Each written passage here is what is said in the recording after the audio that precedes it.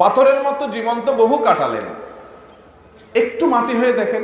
রাত 2টা-3টা পর্যন্ত পছন্দ দলের খেলা দেখে ফুর্তি করেছেন অনেক দিন, একটু কিছু কালের জন্য মাঝে মধ্যে একটু পরীক্ষা করে হলেও ভোর রাতে উঠে কনকনে শীত উপেক্ষা করে দাঁড়িয়ে লম্বা রুকু সিজদা দিয়ে তেলাওয়াত দিয়ে সালাত আদায় করে সিজদায় গিয়ে একটু চোখের পানি ফেলে আল্লাহর কাছে কেঁদে দেন।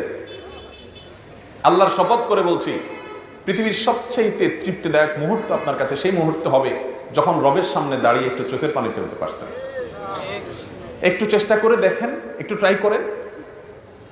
তো সাহাবা একরামের ভিতরে ওই বৈশিষ্ট্য ছিল ভাইরা আমার, তারা রাত জেগে যে তাহাজ্জুদ পড়তেন, দিনভর যে সালাত আদায় করতেন, তাদের ইবাদত বন্দেগীর ছাপ, এটার আলামত, এটার আভা, এটার চিহ্ন তাদের চেহারার উপর ভেসে উঠত। সীমাহুম ফি ওজুহিহিম মিন আসারিস সুজুদ।